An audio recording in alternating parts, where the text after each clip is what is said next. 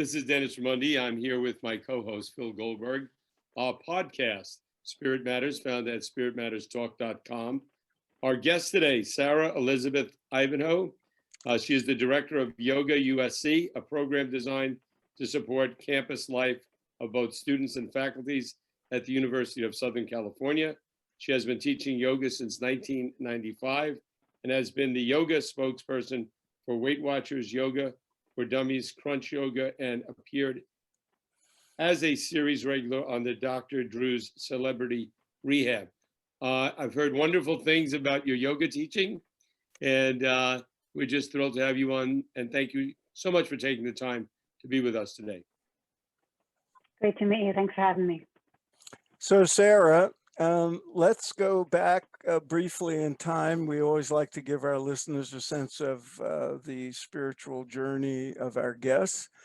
What brought you to the kind of path you're on and to the teaching and study of the yoga tradition?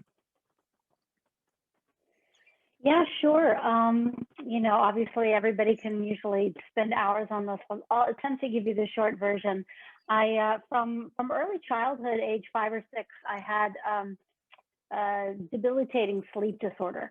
My very first memories of childhood are being awake all night long while my family was sleeping.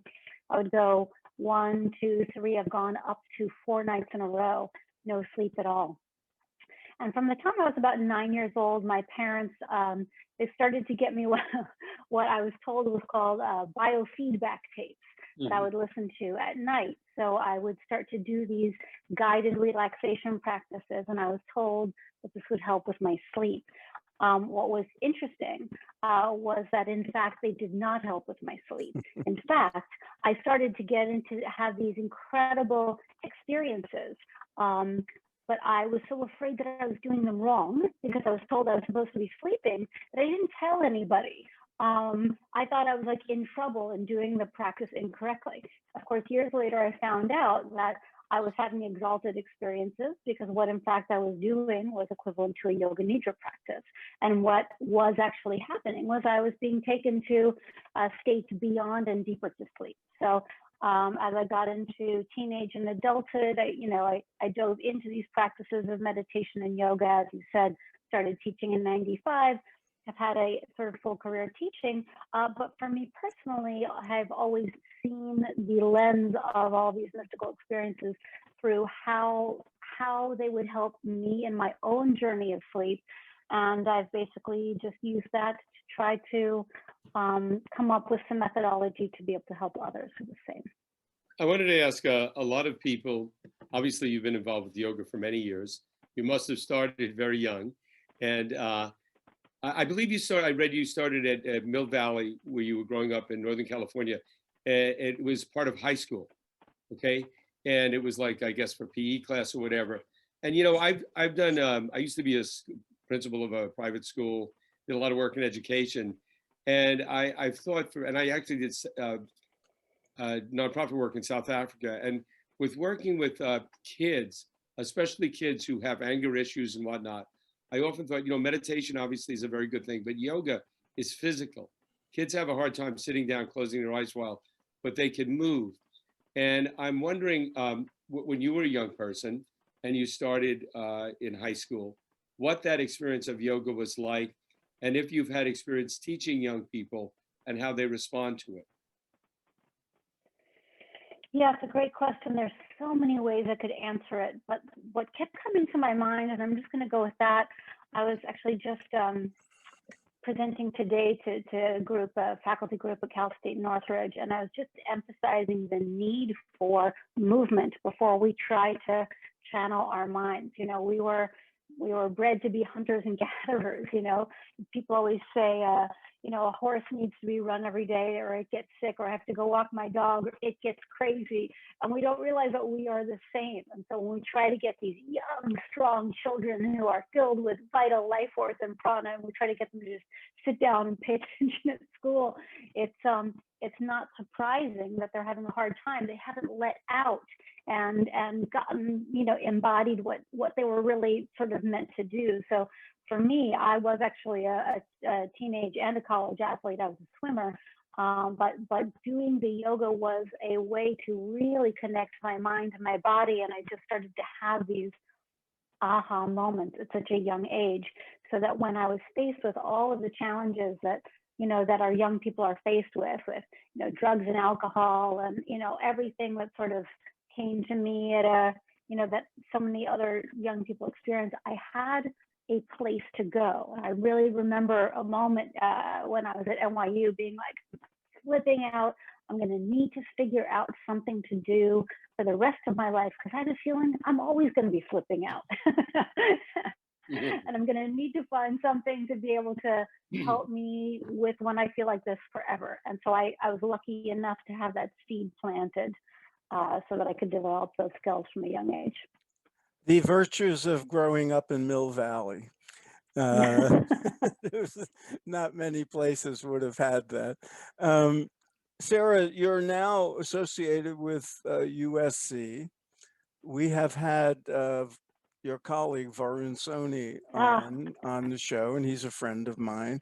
For our listeners, Varun is the Dean of Religious Life at USC and runs a mindfulness program, among other things.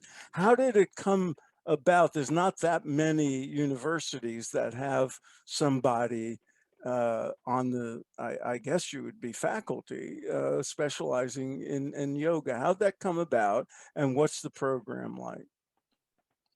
Yeah, great question. And yeah, Varun is, it's basically all because of Varun. I actually met Varun 10 to 15 years ago. He did his divinity school work with my brother. So we became friends way back when, and when I was sort of at the height of my kind of commercial yoga career. When I put my commercial yoga career on pause to go and do my graduate work with Chris Chappell, who you said you've had on the program, to do the master's program at LMU, Varun sort of was like, oh, you mean you actually are interested in, for all this stuff for real? And then he sort of observed the steps I'd taken in my commitment to sort of the integration of these paths. Obviously, what I had been teaching, the jobs I'd been able to get were hatha yoga practices. You know what I mean? They're teaching physical yoga. And these are the jobs that sort of came to me. But my real interest and passion come from a family of academics, and I've always have been interested in learning. At the beginning of his time at USC, Varun started, along with Alan Weiss, the MindfulUSC program, which is now built to, I believe, the biggest mindfulness program of any university in the country, over 7,500 people a year through this mindfulness program.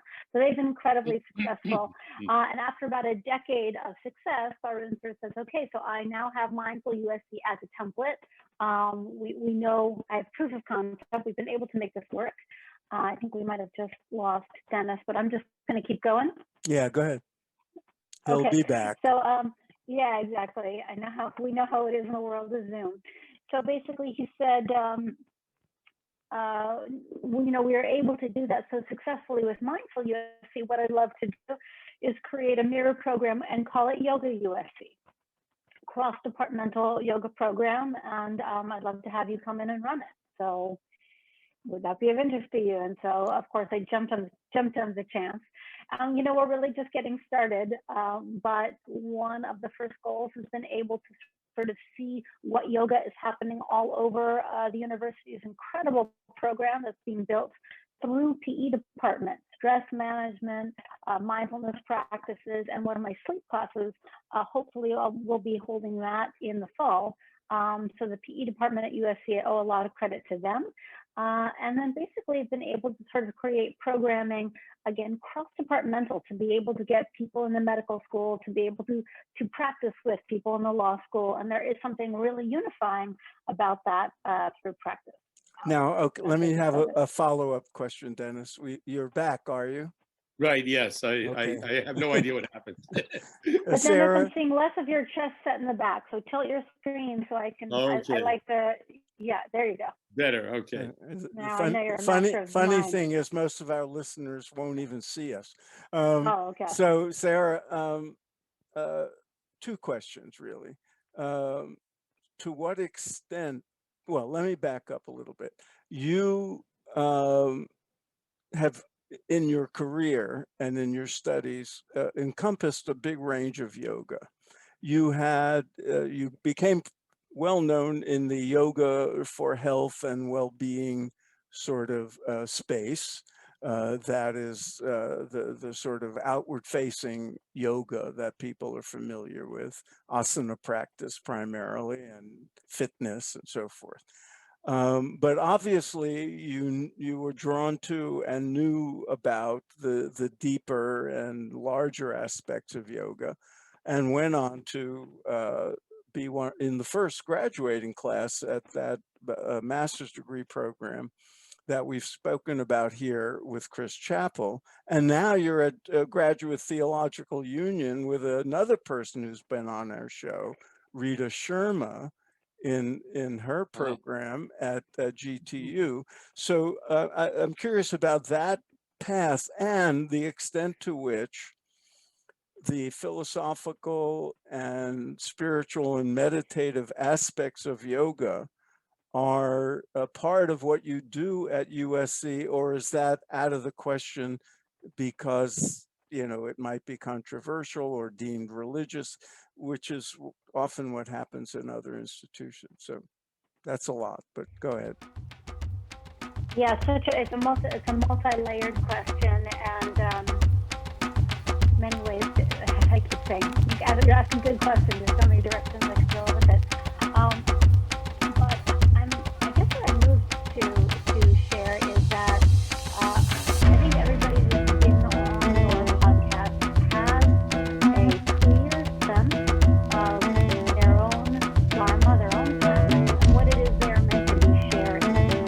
And that's to me, for whatever reason, I feel like I've had access to almost both extremes, and I feel like I spent a lot of time in the deep end of the academic world, and I've also had a lot of opportunity to serve in a very commercial, wide-scale way. What was interesting is when I got these invitations to do more commercial, to be like the yoga face of Weight Watchers or something like this, or yoga for dummies, which seems so good.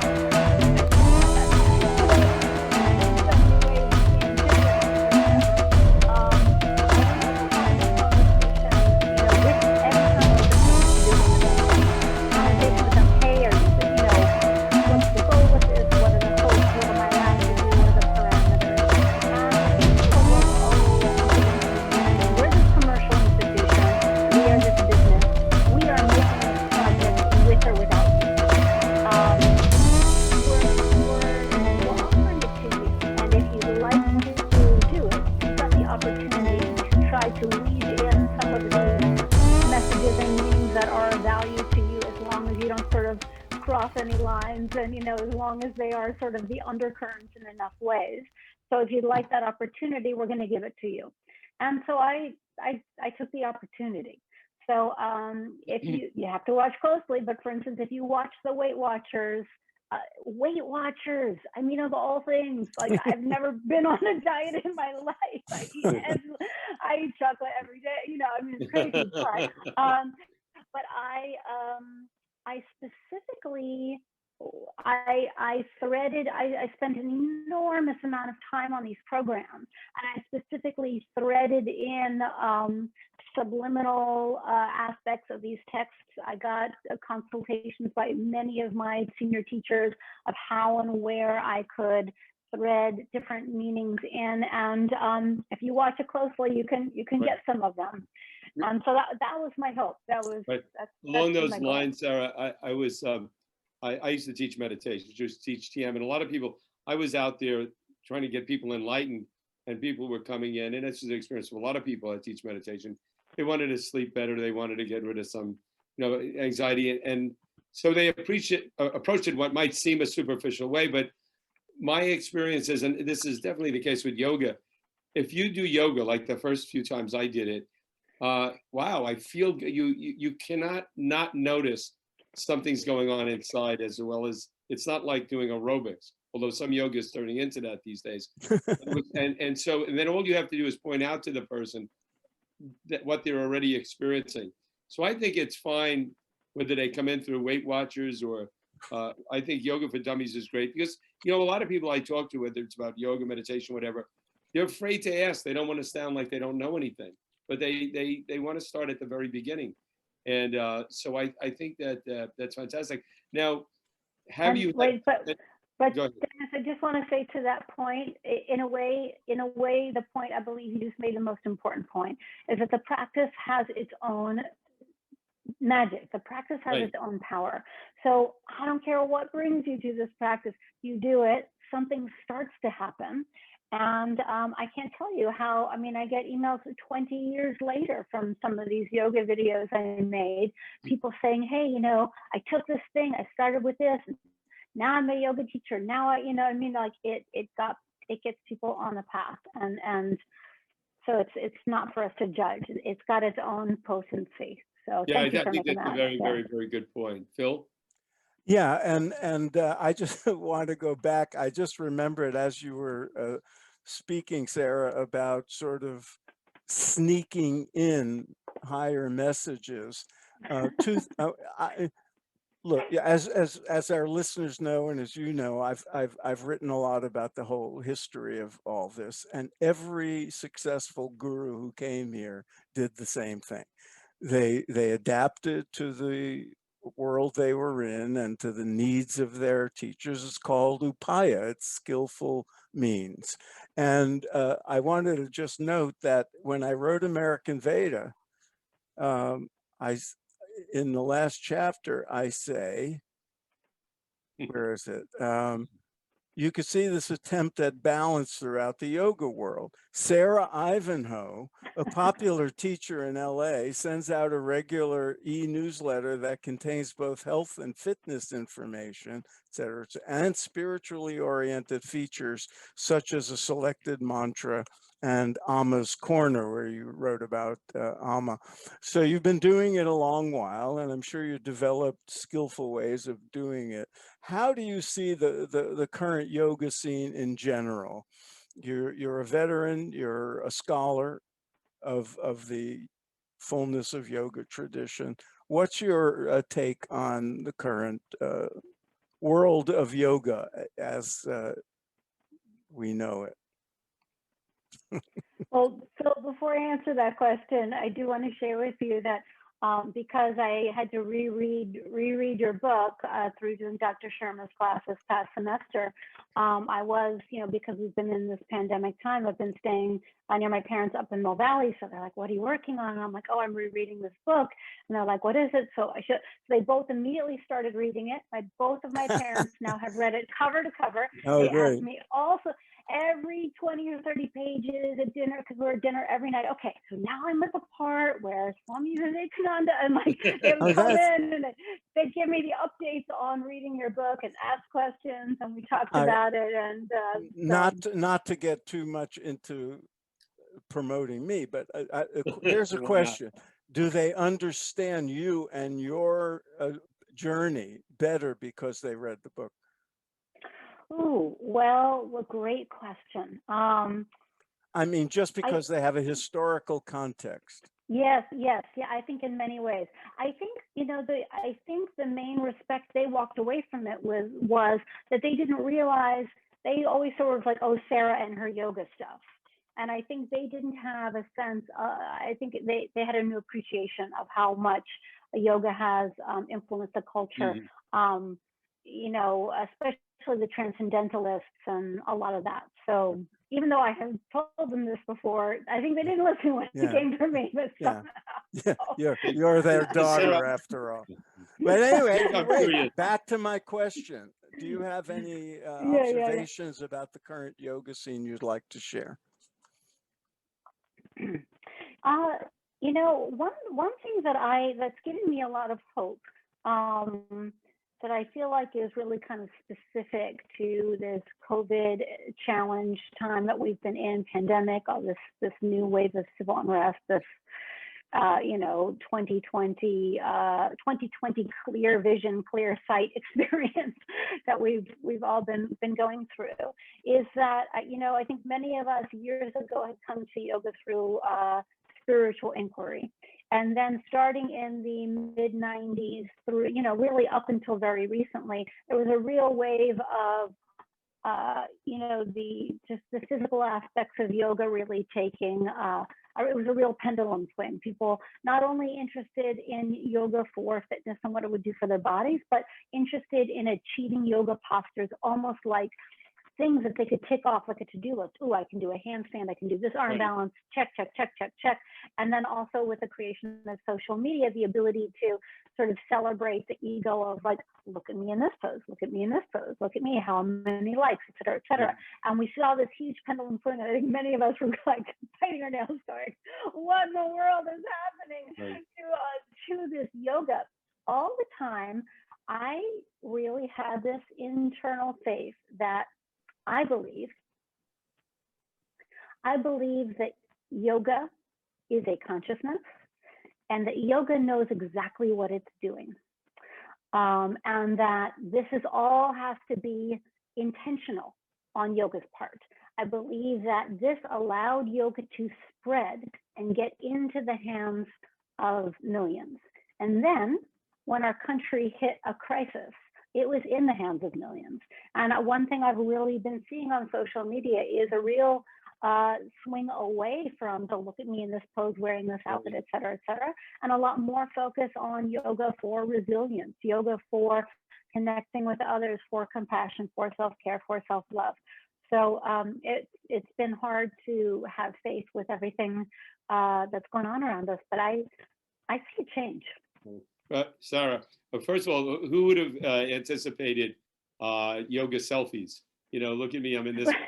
Well, I have a question somewhat along those lines, and that is, you started out in Mill Valley, West Coast, and Phil and I are both I'm from New Jersey, he's from New York. They're really, in some ways, especially, well, it's always been for long, separate cultures. When you went from Mill Valley to New York University, was the yoga scene, was the culture of yoga different? Did you notice it to be different when you went to New York?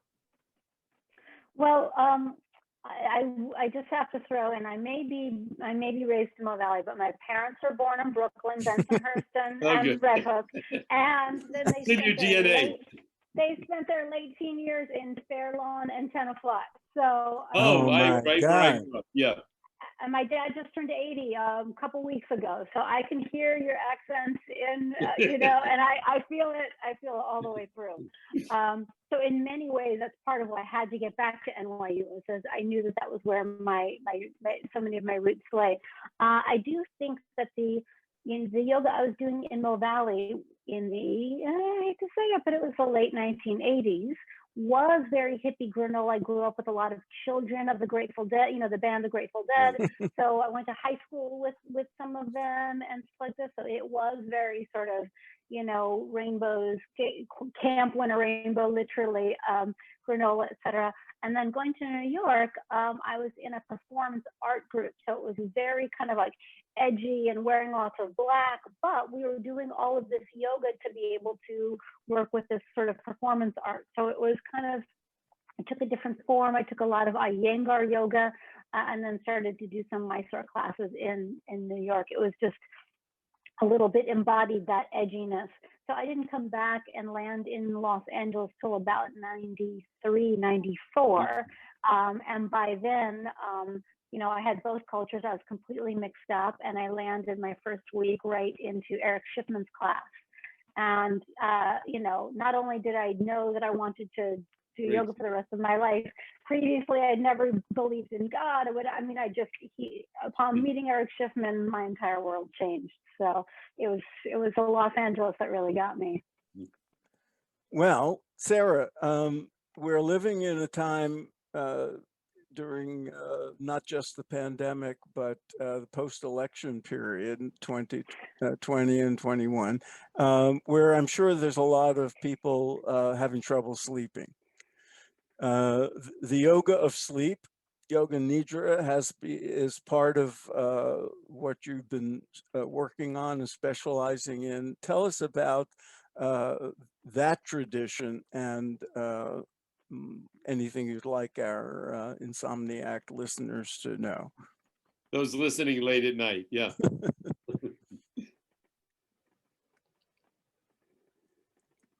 Did Sarah? Oh, there you are. We had a delay there for a second. No, Yeah. I'm just, it's sort of a loaded question.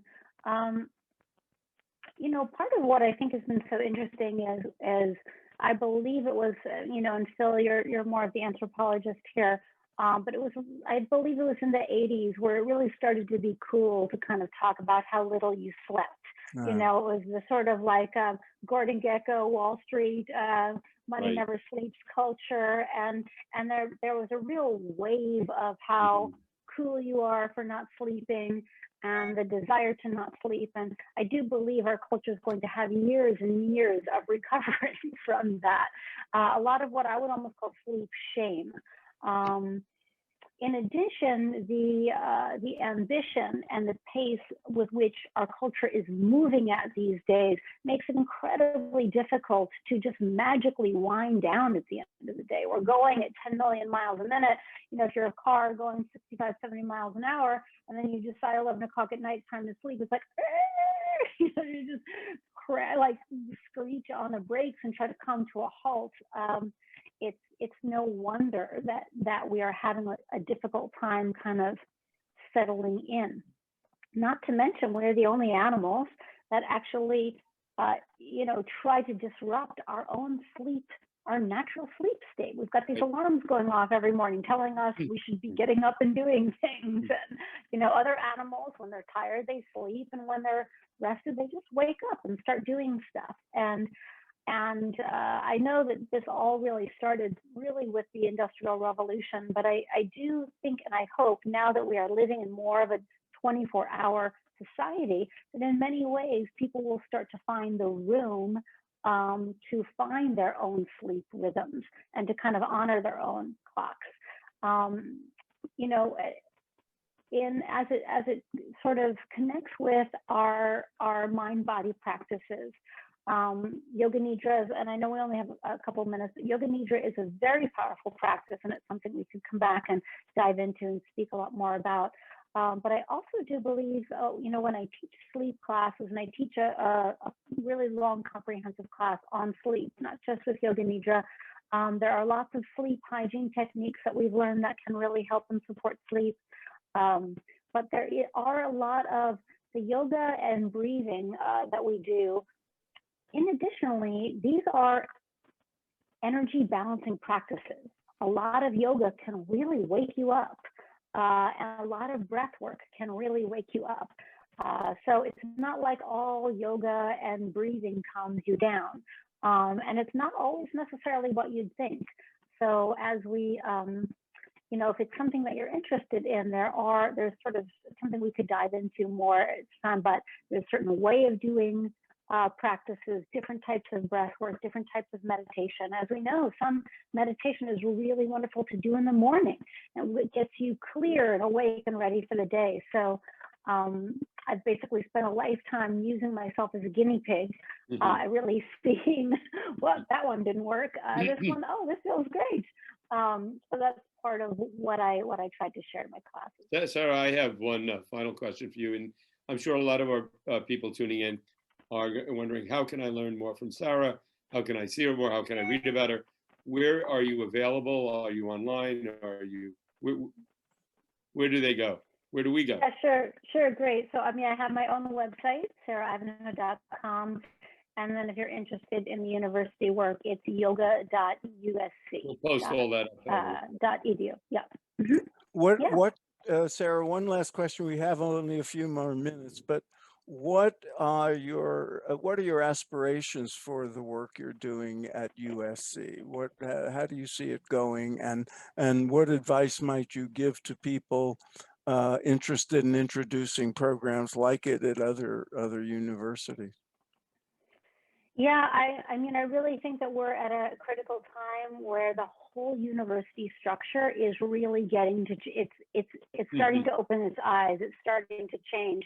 It's interesting when I speak to colleagues at universities all over the country, budgets are being massively cut. People are being massively furloughed because of the pandemic, except for wellness. They're like, please, we're finally realizing that there really is an interest and a way for people wanting to make them healthy. One of the things we've been doing at USC is I have a friend at Google that started a yoga program at Google, and he I was so moved speaking to all of his, I've done a few sessions of teaching sleep up at Google to them. And I was so moved to see that everybody that's teaching yoga at Google, they're doing it all volunteer, and they're all just because they know that yoga is so important. And I was so moved by that. I said, would you guys want to come and volunteer and come and speak to some of the university students? So we set up actually a mentorship program that we just piloted last semester called Optimize Your Life, because obviously they're a search engine, so it's about optimizing. But for these incredible Google employees who are some of them very successful, high up in the ladder of Google, however that all works, but for them to essentially be new role models for the students. I believe that students have an image in their mind that they need to suffer, they need to pull all-nighters, they need to kill themselves with their schoolwork just to get through school in the best way. What they don't realize is that once you get into the work environment, it's just as hard. And that if they build some healthy practices from a young age, self-care allows them to do all of what they want to create in life a little bit better, allows them to be a better friend, more effective at school. It helps with everything. So we've really been sort of focusing on that, how we can kind of share these ideas where just like a little goes a long way. We have, Sarah, yeah, go ahead, Dennis. I'm curious, what is your daily routine? When do you practice yoga and for how long? Yeah, great. So I meditate in the morning. I do a mantra meditation practice in the morning, and I often try to do some sort of intense cardio in the morning. So I'll take my dog for a strong walk. I'll do some sort of a hike, some sort of something. I try to get sunlight because of my sleep stuff. I try to get some sunlight in my eyes from an early time. And, it's funny, for years, I always told myself, oh, good yogis always do yoga in the morning, and I should be doing my yoga in the morning and like this and that. And it just didn't suit me. So then I do a day, I do my different work. As Phil mentioned, I'm applying to a PhD program, which, hopefully will officially start in the fall. So there's a lot that I'm working on during the day. And then I find that my yoga practice is, for me, most effective at night. I finish my work, I finish my day, and then I go and then I just peel the day off with my yoga practice. And I find that it ends up sometimes being vocal. I'm like, wow, like it really, but then I'm free, and then I can much more easily wind down at night. So, and then I usually do some sort of a guided relaxation practice at night as well. And also, just want to mention this, because I think this will appeal to many of your audience. A lot of what I teach also in sleep, a lot of people grind their teeth at night. So that's often part of our sleep practices. So I teach people how to do a little jaw massage after brushing their teeth and kind of create a whole nighttime ritual, which is really valuable. So maybe, Sarah, you're drawn to doing it at night, so you're in sync with the yogis in the Himalayas who are early.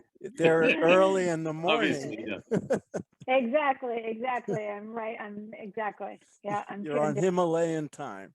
I sure am. Yeah. Okay. Well, thanks for being with us. This Thank was you a so much. joy. And keep up the good work at USC and GTU.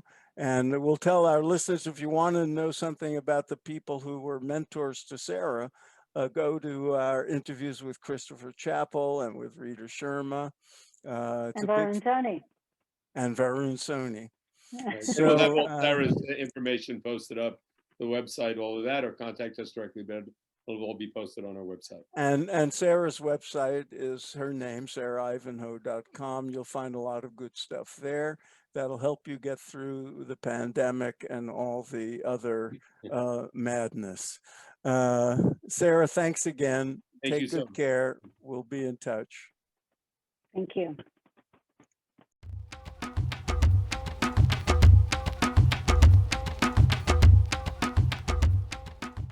Phil, that was Sara Ivanhoe. Lovely person, wonderful. But before we get into the discussion, just want to remind our listeners that we are working hard to stay on the air. This is a free broadcast, radio free, Dennis and Phil. And we want to keep it that way. We want to keep our archives available to people. And first, I want to thank the people that have contributed to help keep us on the air. We are not a nonprofit. You can't make a tax deductible donation. But if you go to our website, spiritmatterstalk.com, you click on the red button, you can contribute to it, to keep us going. We have about, I don't know, almost 300 interviews now. A lot of great stuff. But anyway, So, another great one. and Phil. listeners, you're very lucky because you just heard the whole Sara Ivanhoe interview, and we forgot to do the pitch about the contributions. Yeah. So you got a commercial free interview. Yeah. Okay. we should do a podathon. We could go on for hours. That's right. Just talk. But anytime somebody teaches yoga or meditation or anything for self-help, you get a feeling for how they're doing. And she seemed like a really balanced, wonderful, energized, healthy person. And it was a delight speaking with her. We seem that way too, Dennis. And so, only to each other, though. Just kidding, folks. We're there. Well, we would hope that years of practice would instill the kind of qualities and benefits that we say come with these practices. So we hope that teachers exemplify what they one of the things I've noticed, I have to say, I have spent a lot more time in meditation than yoga postures, but I appreciate them both. And I feel I've gotten tremendous benefit from it, and that benefit has accumulated over the years. On the other hand, people I know that do physical practice of yoga asanas, I think physically it becomes more and more apparent as they become older. I even remember stories of Kareem Abdul-Jabbar, the great 7-foot-tall basketball player.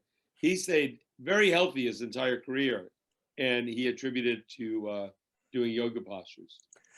Yeah, there's been a lot of work, among high-class athletes with variations on yoga asanas, but there was also, there are also a lot of high-class athletes that meditate. So the yogic repertoire, which includes asanas and pranayama and meditation, it's all found a way into these practical applications. I remember in the 70s, when we were teaching TM back then, there were, world-class athletes, Joe Namath and Willie Stargell and all that.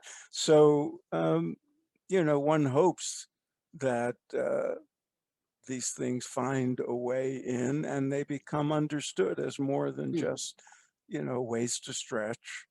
I always saw meditation and pranayama as a preparation, pranayama, for meditation. And I remember, and I'm sure you do too, back in the 70s, the two of us were on a course together, long meditation course in Switzerland, along with Andy Kaufman and others. And name drop Andy. I had to, come on. And a great guy. But I remember on that particular course, there was tremendous emphasis. We were used to doing a lot of meditation, but there was tremendous emphasis on doing a lot of yoga postures as well, and a lot of pranayama. And I think it really had a very profound effect. Yeah, in my experience, looking back at the history that I've written and talked about so much, the earlier wave of gurus who came were very meditation oriented. and even Yogananda's day. And Vivekananda didn't even go near yoga asanas. And Yogananda used them, but it was primarily meditation.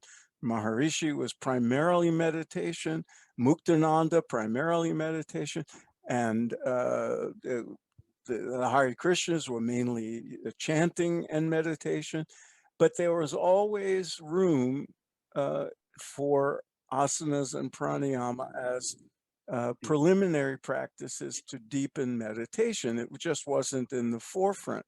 And then that ratio shifted starting maybe in the late 70s when, or mid to late 70s, when Hatha Yoga practices, when teachers like Satchidananda and Vishnu Devananda and some of the others emphasized asana more, and that became synonymous with yoga.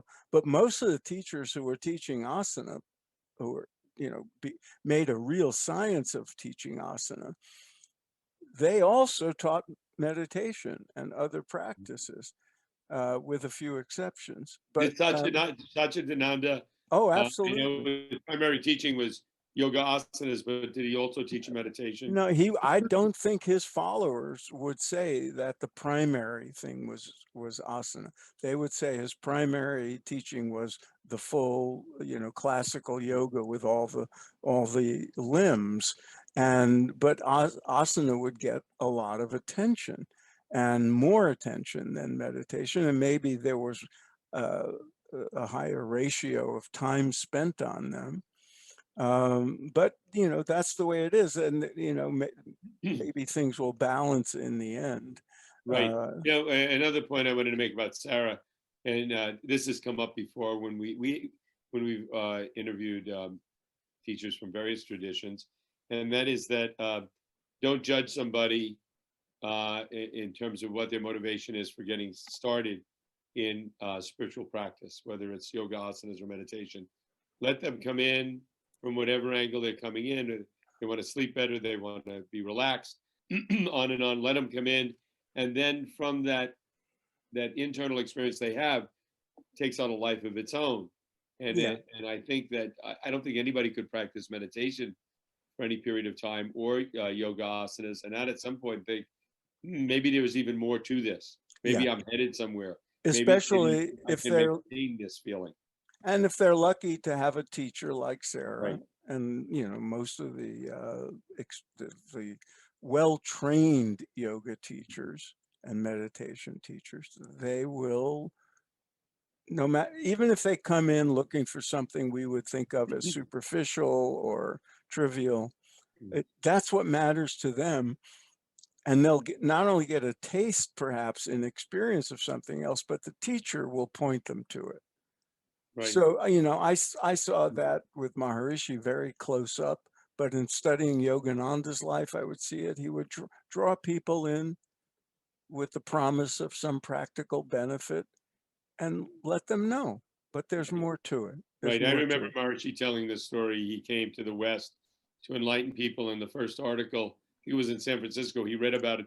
His lecture was, meditation to help people sleep. Right. And he said, what? But hey, that's where it started. And it would go from there. Tell me about, do you know much more about Sara's program that she offers at USC? No, I was surprised. That's the Yeah. reason I really thought of having her come on. I noticed that somehow I found out they had started this program at USC and she's in charge of it.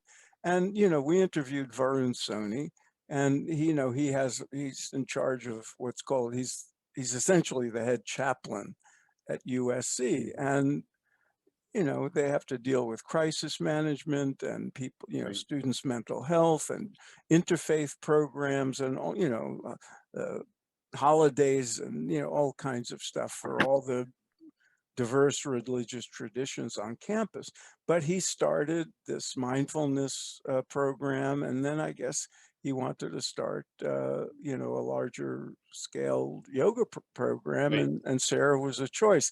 And I don't know much more about it than That- what she described, but I think it's, it's a great example of. Great. Hey, I started TM between my junior and senior year in college. and it was not unlike this time because you had tremendous campus unrest, the Vietnam War, and all. And I started, and I thought, man, I wish I had done this a few years ago Right. because there's a huge accumulation of stress that was taking place, not just with me, but it seemed everybody. And quite frankly, right now, between the pandemic and what's going on politically, and it's just, Yeah. it's going to have a huge impact. These kids, young kids sitting at home doing school online, and we're going into uncharted territory. And even And, before the pandemic, when there yeah, were, thousands of kids on campus, there was a lot of stress. right, I hear things, going on in the local campuses because I'm here in LA, so I hear about USC and UCLA and some of the other schools. But all the schools, there's a high rate of suicide and yeah, suicide ideation and attempts. There's unprecedented levels of anxiety and depression and the pressure students are under. It's a different world than when we were students, right. but the stress level is, from different sources, but it's really, Very really intense. bad.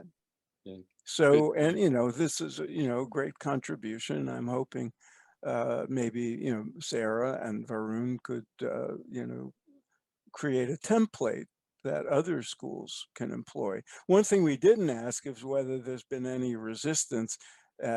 Well, USC is a private school, but if it were a public university, like some of the public high schools and elementary schools, there's often a problem bringing these things in because people, usually conservative Oh, Christians, I, think it's religious. And I forgot to ask her about that.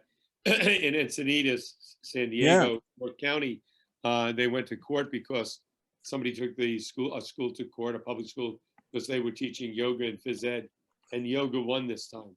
yes, and that's a largely progressive town, Right, but there's others. And you never know. All it takes is some disgruntled parents or right. students to say, no, they're sneaking Hinduism in, and then there's a big brouhaha. But I haven't heard of anything like that at a place like USC, and it's Well, unlikely. But another outstanding guest. Stay tuned. Go to spiritmatterstalk.com, push on that red button or click on it. And if you can't afford to give anything, keep listening, enjoy it. If you can afford to, you keep us on the air. You're not only doing it for us and yourself, but the other people that can keep listening. And I look at our viewing audience when online, and I get stats.